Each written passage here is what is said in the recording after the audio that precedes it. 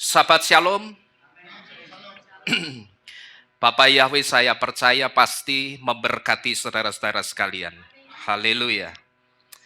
Malam hari ini Bapak Ibu Saudara sekalian, saya akan mengajak saudara-saudara sekalian untuk kita bersama-sama kembali merenungkan bagian ketiga dari firman Tuhan yang berbicara tentang bulan Iyar. Karena saya melihat bulan Iyar ini sangat dalam, saudara, dan masih ada yang perlu kita ketahui pada malam hari ini.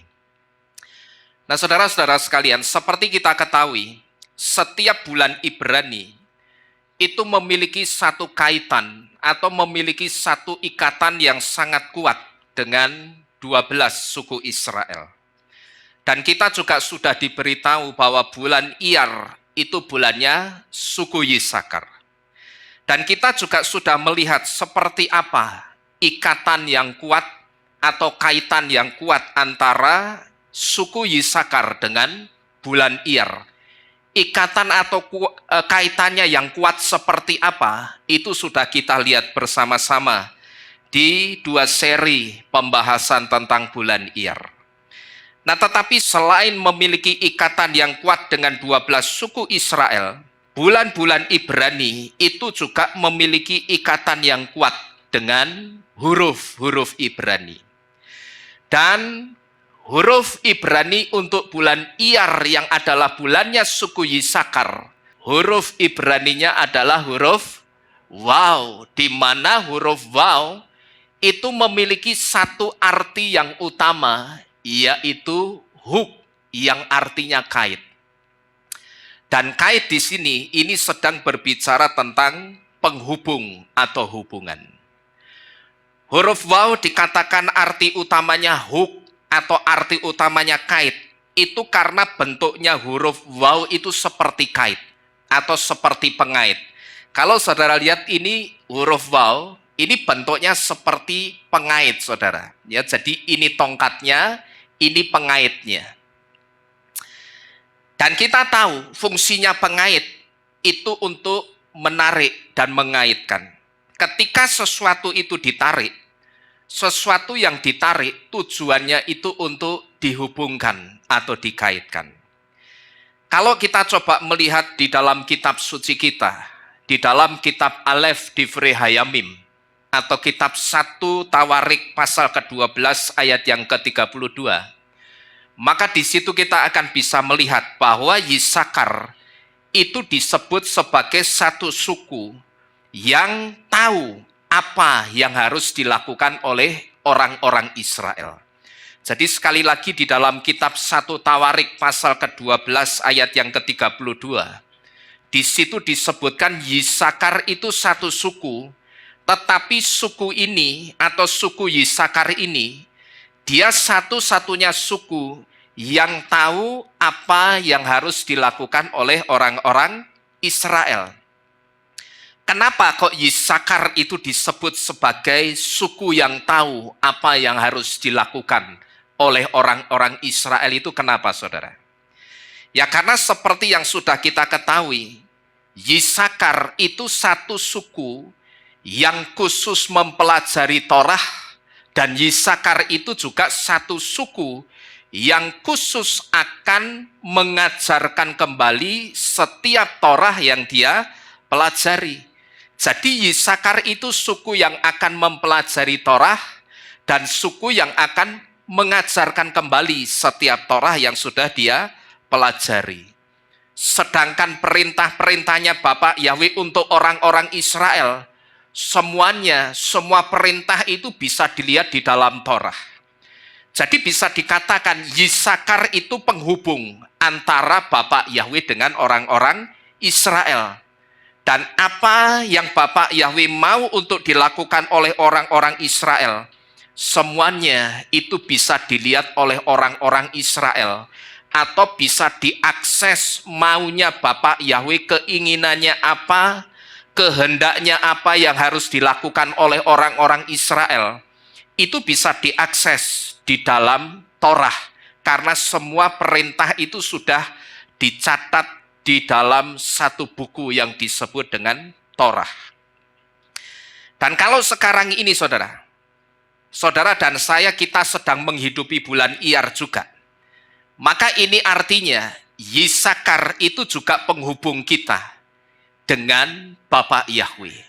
Kalau sekarang ini saudara dan saya atau kita itu sedang menghidupi bulan Iyar juga, maka sekarang ini artinya Yisakar itu juga penghubung kita yang adalah Goyim dengan Bapa Yahweh. Jadi Yisakar itu tidak hanya menghubungkan orang-orang Israel dengan Bapa Yahweh, tetapi Yisakar itu juga menghubungkan kita yang adalah Goyim dengan Bapa Yahweh. Kenapa saya katakan seperti ini? Karena sekalipun kita itu Goyim, tetapi asal saudara tahu, kita itu bukan Goyim yang sembarangan. Kita itu bukan Goyim biasa.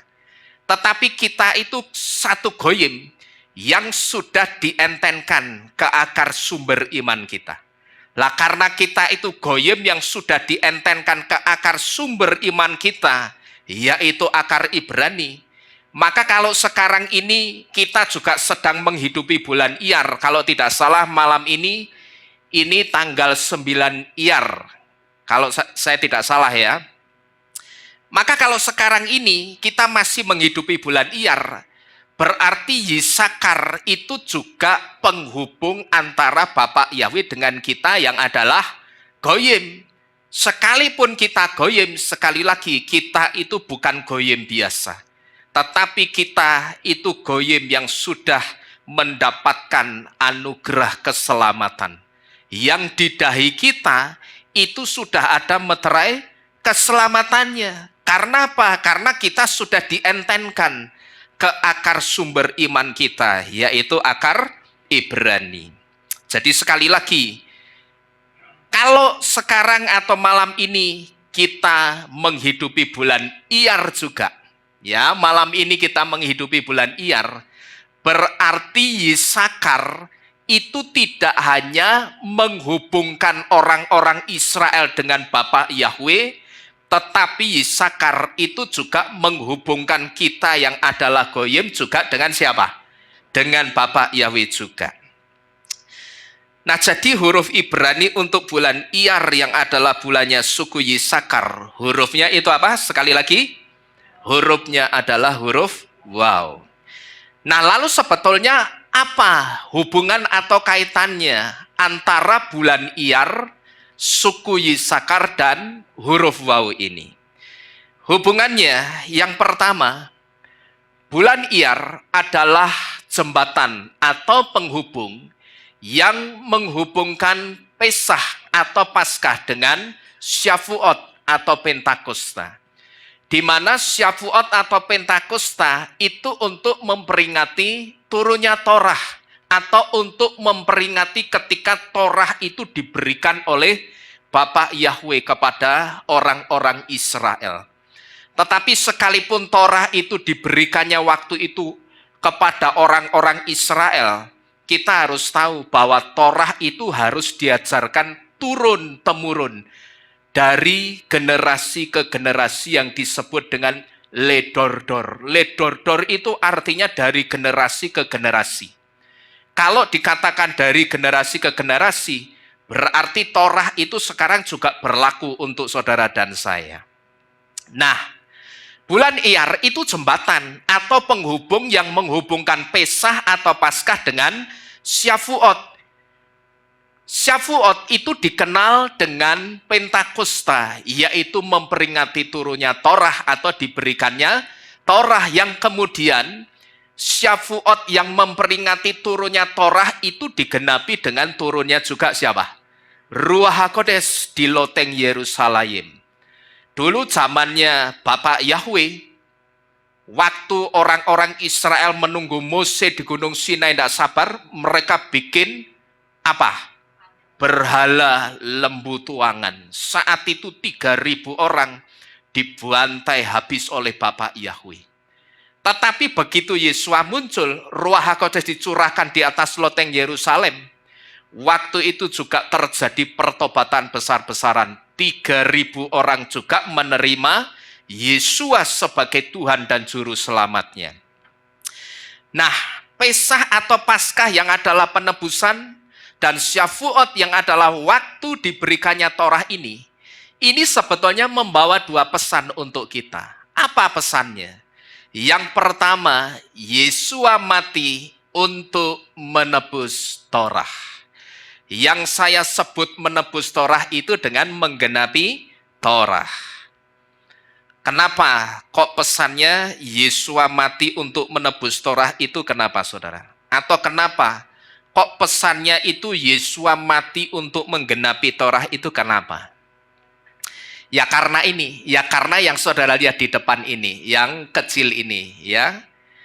Karena sejak permulaan Torah atau sejak di kata pertama di dalam Torah, yaitu di kata Beresit, Yesua itu sudah dinubuatkan akan mati untuk menebus jiwa setiap orang. Itu sudah dinubuatkan sejak di permulaan Torah. Bahkan di kata pertama Torah yang ditulis dengan kata Beresit.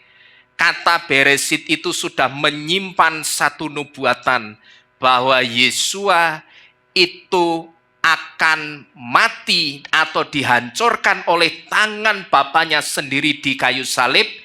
Dia akan mati untuk menebus jiwa setiap umat manusia. Jadi dengan kata lain, saudara, penebusan yang dilakukan Yesua di kayu salib itu tidak hanya untuk menebus jiwa saudara dan saya. Selama ini kita ngertinya hanya Yesua melakukan penebusan di kayu salib. Itu hanya untuk menebus jiwa kita saja. Tetapi malam ini kita diberitahu satu hal yang tidak pernah kita pikirkan. Bahwa penebusan yang dilakukan Yesua di kayu salib itu ternyata juga supaya orang itu tidak melupakan Torah. Karena ternyata Pesah atau Paskah yang adalah penebusan dan Syavuot yang adalah waktu diberikannya Torah ini pesan pertamanya Yesua mati itu untuk menebus Torah yang tujuannya supaya apa? Supaya Torah itu tidak dilupakan oleh orang. Maka sampai di sini kalau coba saya renungkan saudara, betapa jahatnya orang-orang yang mengatakan Torah tidak perlu dilakukan lagi. Kenapa saya katakan orang yang mengatakan seperti ini luar biasa jahatnya. Karena Torah itu sampai dibela-belain Yesua mati di kayu salib. Ya, Torah itu sampai dibela-belain Yesua mati di kayu salib. Kalau saudara ingat satu peristiwa di satu tempat yang disebut dengan Getsemani, atau orang seringkali sebut dengan apa? Getsemani itu. Getsemani. Yesua ketika ada di Getsemani, ketika dia sedang berdoa kepada Bapanya. Pada waktu itu apa yang terjadi? Yesua itu mengalami satu tekanan batin yang begitu luar biasa. Sampai-sampai keringatnya itu bercampur dengan darah. Kenapa kok sampai bercampur dengan darah? Karena pada waktu itu Yesua itu ternyata mengalami satu tekanan batin yang begitu kuat, tekanan batin yang begitu luar biasa, sehingga tekanan batin yang begitu kuat itu memicu pembuluh darah yang letaknya ada di dekat kelenjar keringat, pembuluh darahnya itu pecah. Sehingga begitu pembuluh darahnya pecah, pembuluh darah itu nyampur sama keringatnya Yesua. Sehingga ketika keluar dari tubuh Yesua, peluh yang keluar, keringat yang keluar itu bukan sekedar air biasa, tetapi di situ dibuktikan di dalam peluh atau keringat Yesua ketika ada di Getsemani, di situ keringat Yesua itu bercampur dengan darah, saudara-saudara sekalian. Nah, tekanan batin yang dialami Yesua saat itu demi apa coba? Yesua mengalami tekanan batin yang begitu luar biasa di Getsemani itu demi apa? Itu demi supaya Torah itu digenapi. Ya kan? Saudara lihat ini. Kata Beresit itu kata pertama di dalam kitab Torah atau kitab Kejadian. Jadi dengan kata lain, Yesua yang mengalami tekanan batin yang begitu luar biasa, sampai darahnya keluar bersama keringatnya, itu hanya demi supaya Torah itu digenapi. Maka betapa jahatnya orang yang mengatakan Torah tidak perlu dilakukan lagi. Saya sebut ini orang yang luar biasa jahatnya. Kalau di dunia ini ada kejahatan yang disebut atau dilabeli kejahatan luar biasa, saya sebut orang yang mengajarkan Torah tidak perlu dilakukan lagi, itu juga termasuk orang yang masuk dalam daftar kejahatan luar biasa juga. Karena apa? Dia berusaha membuat orang itu tanpa dia sadari, orang itu jadi tidak menghargai pengorbanan Yesua. Padahal sebelum ada di kayu salib, sebelum mati di kayu salib, masih di satu tempat di Getsemani, yang secara tempatnya itu nyaman, itu ada di sebuah taman yang indah, tempatnya nyaman, tetapi ternyata batinnya Yesua itu sangat tidak nyaman. Dia mengalami satu tekanan batin yang begitu kuat dan dahsyat sampai pembuluh darah yang ada di dekat kelenjar keringatnya itu pecah dan keluar bersama peluhnya. Jadi saya sebut kalau orang sekarang ini atau pendeta sekarang ini justru banyak yang mengajar Torah tidak perlu dilakukan lagi, itu orang yang tidak tahu menghargai pengorbanan Yesua. Nah, ini pesan atau nubuatan pertama tentang bulan Iyar. Yang sekarang kita tahu ternyata bulan Iyar itu jembatan atau penghubung antara Pesah dan Syavuot, yaitu Yesua mati untuk menebus Torah. Tidak hanya menebus jiwa kita, tetapi dia mati ternyata juga untuk menebus apa ini? Menebus Torah atau menggenapi Torah, supaya Torah ini yang saudara lihat di sebelah kanan ini digenapi gitu loh. Maka ketika Yesua itu dalam perjalanan memanggul kayu untuk dia disalib, dia dikasih obat bius, dikasih narkotika yang dalam bentuk apa? Anggur asam. Kalau dalam kitab suci disebutkan anggur asam. Tetapi itu ditolak sama Yesua. Karena apa, saudara? Kalau dia terima, Yesua enak. Pada waktu disiksa, pada waktu menjemput ajal, Yesua tidak akan pernah mengalami kesakitan yang luar biasa. Tapi akibatnya apa? Kalau Yesua terima narkotika itu, akibatnya rencana Bapaknya yang disebut dengan Torah itu akan gatot. Apa itu gatot?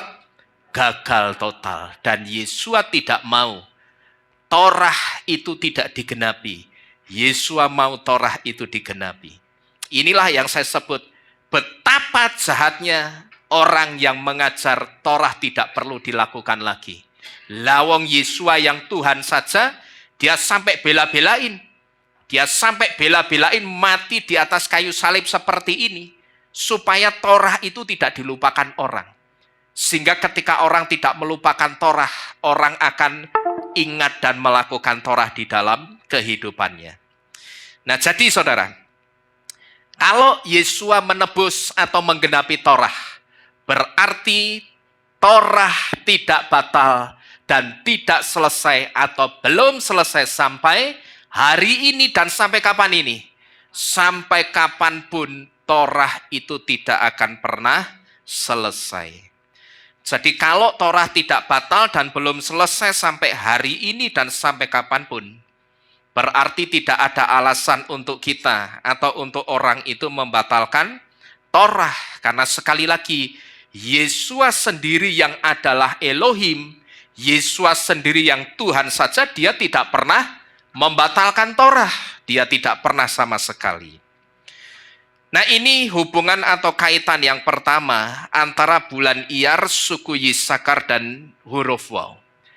Lalu kaitan yang kedua antara bulan Iyar, suku Yisakar, dan huruf Waw. Kalau kita melihat di dalam kitab suci, Ketika Mose memberkati Sebulon dan memberkati Yisakar dalam satu rangkaian berkat, yang saya sebut satu rangkaian berkat itu dengan berkat yang berpasangan, yang bisa kita lihat di dalam kitab Devarim atau kitab Ulangan 33 ayat 18, yang dikatakan, hai Sebulon, bersukacitalah dalam kepergianmu keluar, dan Yisakar dalam kemah-kemahmu. Nah, Sebulon yang adalah suku perdagangan, yang mewakili bisnismen, pedagang dan pengusaha, dan Yisakar yang mendedikasikan hidupnya untuk mempelajari dan mengajarkan Torah ini. Hal ini sebetulnya sedang membawa satu pesan untuk kita, bahwa Torah itu akan menghubungkan bisnis atau pekerjaan atau usaha kita dengan sumber berkatnya. Siapa sumber berkatnya? Yang akan memberkati bisnis atau pekerjaan kita itu siapa? Elohim. Siapa Elohim itu? Ya Bapa Yahweh. Dialah yang akan memberkati usaha atau pekerjaan kita, saudara-saudara sekalian. Ini hubungan kedua antara bulan Iyar, suku Yisakar dan huruf Waw. Nah, ini artinya apa, saudara? Artinya membawa satu pesan bahwa Torah akan menghubungkan bisnis atau pekerjaan atau usaha kita dengan sumber berkatnya yang adalah Elohim yang akan memberkati pekerjaan atau usaha kita. Itu artinya apa? Ini artinya ketika kita berbisnis atau ketika kita bekerja, berbisnislah atau bekerjalah dengan cara Torah. Nah, bekerja atau bisnis dengan cara Torah itu yang bagaimana? Bekerja atau bisnis dengan cara Torah itu tidak hanya jujur, tetapi juga harus apa ini? Harus kosher atau harus layak. Kalau saudara mendengar kata kosher, saudara jangan pernah berpikir, lah kosher itulah soal makanan. Berarti kalau jual makanan harus yang kosher, itu betul. Tetapi saudara harus tahu, kosher itu tidak hanya soal makanan. Tetapi dalam bisnis atau pekerjaan kita, kita itu juga harus kosher. Dan selain kita harus kosher, kita itu juga perhatikan, harus mengkosyerkan orang lain lewat bisnis atau lewat pekerjaan kita. Ya, jadi yang disebut kosher itu tidak hanya kita jualan yang kosher, yang sesuai dengan Torah. Tidak hanya jujur juga, tetapi apa yang kita jual itu harus kosher, karena di situ kita itu juga harus mengkosyerkan orang lain. Jadi kalau saudara seorang pengusaha, katakanlah saudara itu pedagang makanan, penjual makanan, ya jualah barang-barang yang kosher. Yang tidak kosher jangan saudara jual. Maka pernah saya ditanya oleh seseorang, orang ini juga seorang penyembah Yahweh. Dia tanya sama saya begini, Pak, penyembah Yahweh itu boleh jualan babi atau tidak? Saya jawab dengan tegas, tidak boleh. Penyembah Yahweh boleh jualan rokok atau tidak? Tidak boleh. Lawang rokok saja tidak boleh, masuk jualan rokok. Demikian juga makan babi, boleh atau tidak kita? Tidak boleh, masa kita jualan babi? Saya jawab, tidak boleh. Karena apa? Karena barang-barang yang kamu sebutkan itu barang-barang yang tidak kosher.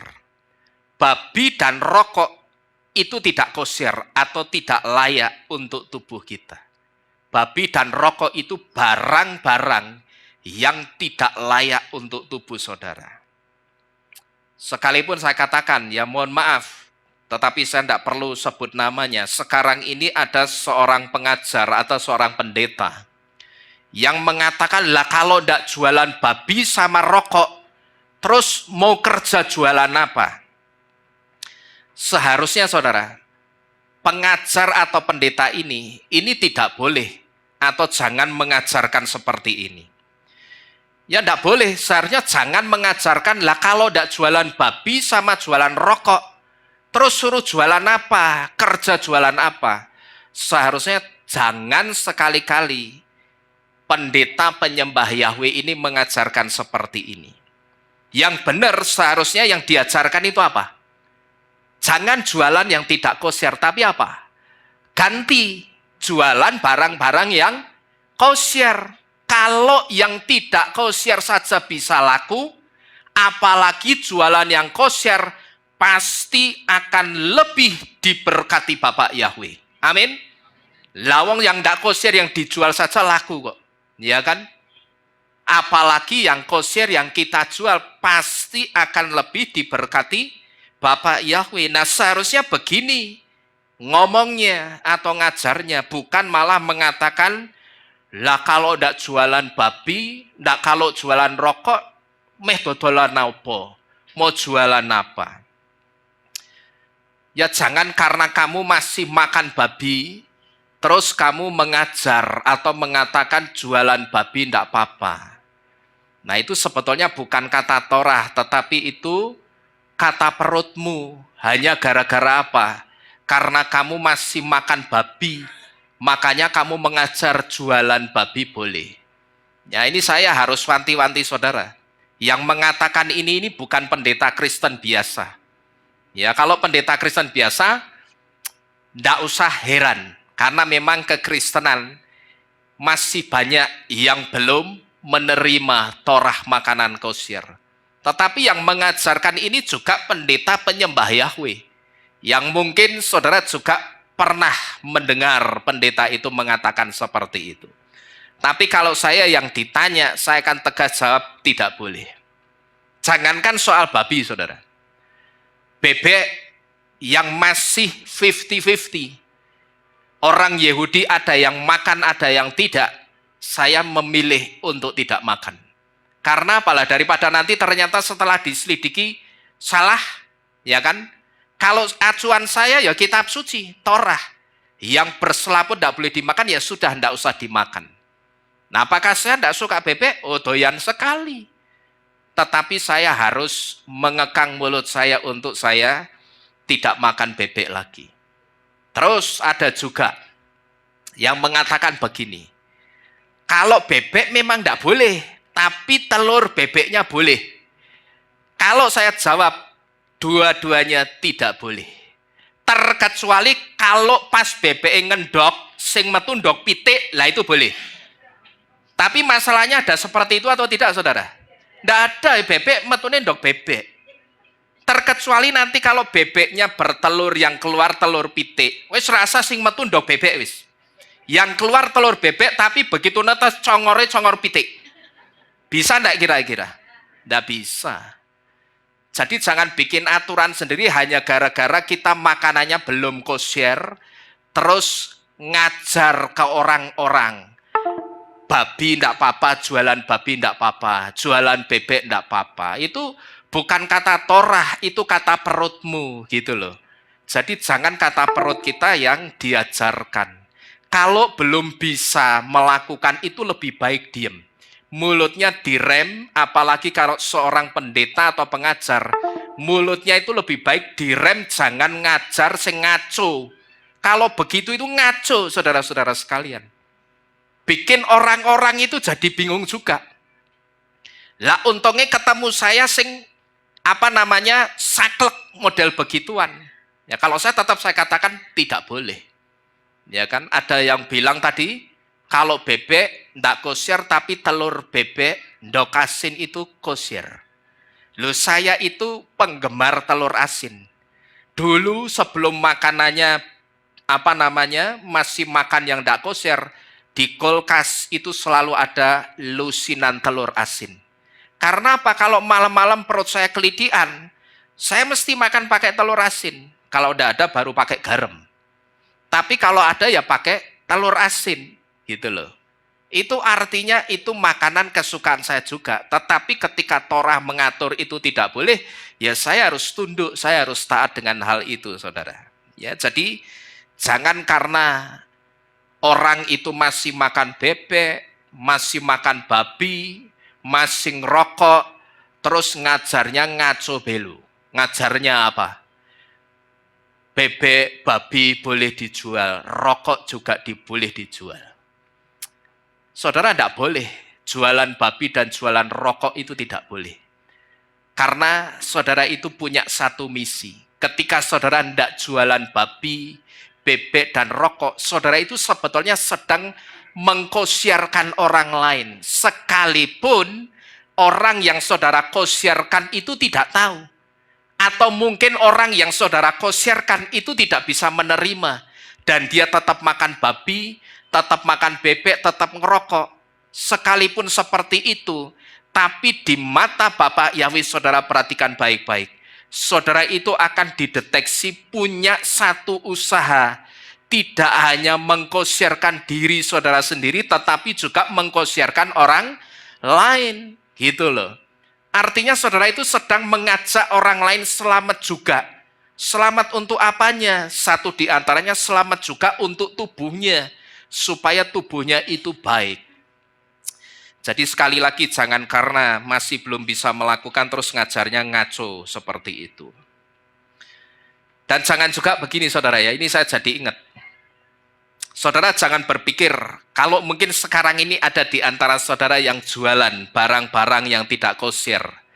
Seperti yang contohnya, beberapa contohnya saya sebutkan di depan tadi. Misalkan babi, terus bebek, terus rokok. Kalau saudara jualan warung kelontong ada rokoknya. Jangan saudara berpikir, nah ini aku jualan babi, jualan bebek, jualan rokok kok laku keras. Nyatanya laku itu banyak orang yang cari, banyak orang yang beli. Itu bagaimana? Itu kan berarti Bapak Yahweh memberkati. Bapak Yahweh ACC. Jangan saudara berpikir kalau saudara jualan barang-barang yang tidak kosher lalu barang itu laku keras. Terus saudara berpikir Bapak Yahweh ACC, Bapak Yahweh mengizinkan dan Bapak Yahweh memberkati. Ngawur itu saudara. Kenapa saya katakan ngawur? Mana mungkin Bapak Yahweh itu memberkati barang-barang yang bertentangan dengan perintahnya, kira-kira mungkin atau tidak? Ya jelas tidak mungkin. Direnungkan di situ saja saudara. Ya mana mungkin Bapak Yahweh itu memberkati barang-barang yang tidak, ya, yang barang itu bertentangan dengan perintahnya. Perintahnya bilang jangan, terus kita berpikir, oh laku keras berarti Bapak Yahweh tidak apa-apa ini. Bapak Yahweh memberkati. Nah terus kok laku keras itu bagaimana? Ya laku keras itu karena memang barang tidak kosher yang saudara jual itu memang barang yang dicari orang. Gitu loh. Jadi saudara jangan buru-buru berpikir, nyatanya laku keras, banyak orang beli, berarti Bapak Yahweh memberkati, berarti tidak apa-apa. Bukan.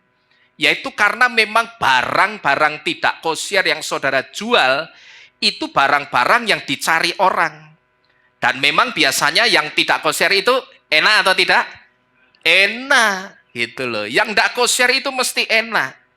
Nah yang enak-enak itu kan yang dicari orang. Jadi wajar kalau laku keras itu wajar. Tapi bukan berarti Bapak Yahweh memberkati. Bukan berarti seperti itu. Jadi saudara jangan salah. Ini sama ngawurnya dengan orang yang pernah ngomong begini. Orang itu sudah percaya Bapak Yahweh tapi masih makan apa? Saudara ngerti? Daging korban. Daging korban masih dimakan. Terus orang itu ngeyel begini. Loh, saya kasih tahu, kamu makan daging korban. Kamu ngerti enggak itu daging korban itu dipersembahkan untuk siapa? Yang ngerti. Tapi nama Yesua itu kan nama yang penuh kuasa. Nama Yesua itu kan sanggup mentahirkan, menguduskan, dan memberkati daging korban ini.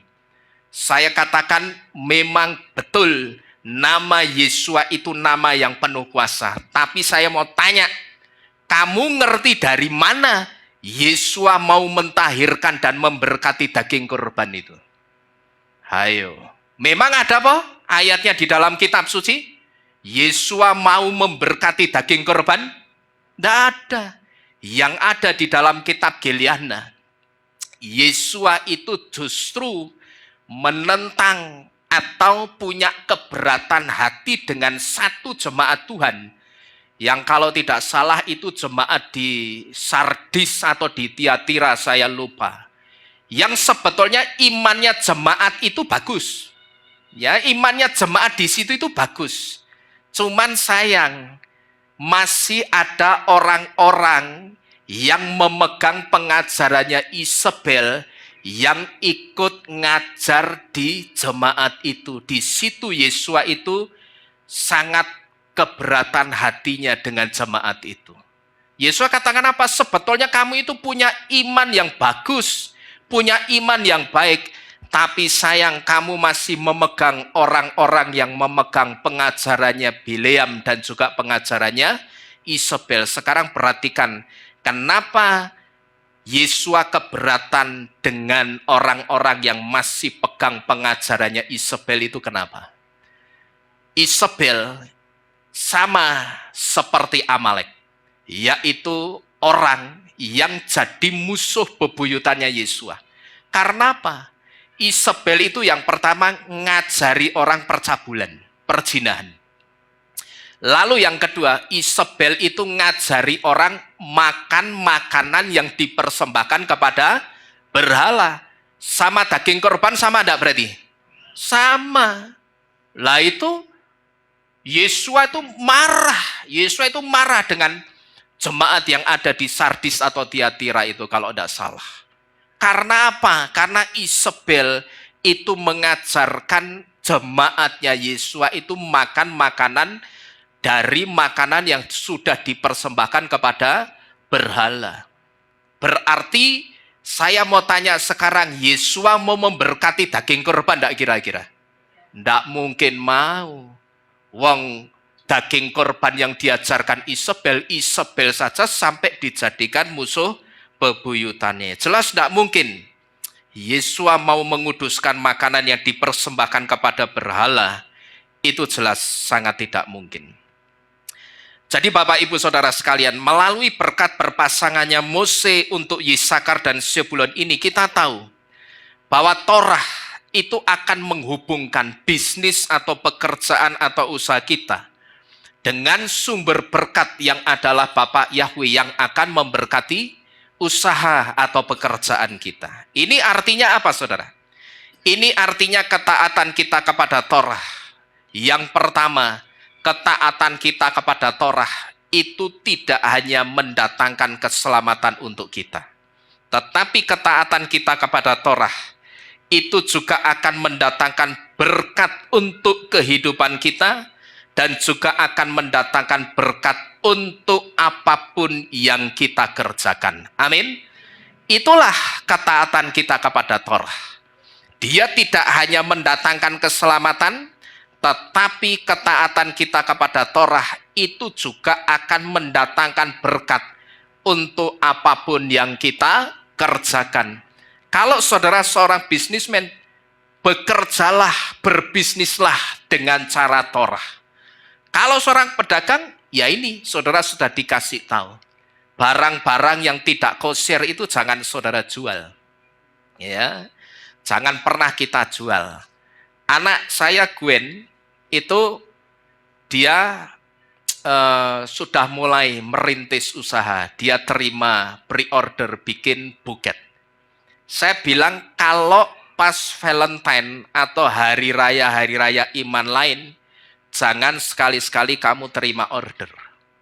Tapi kalau untuk kelulusan, perkawinan, atau untuk hal-hal yang tidak ada kaitannya dengan iman percaya, silakan kamu terima order.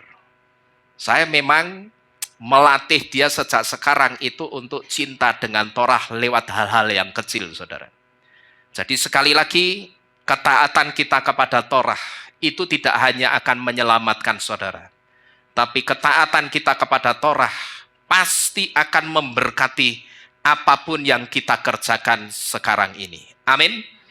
Amin. Bapak Yahweh memberkati saudara-saudara sekalian. Haleluya. Mari kita bersama-sama tunduk di dalam doa. Bapak Ibu Saudara sekalian, kita akan akhiri firman pada malam hari ini.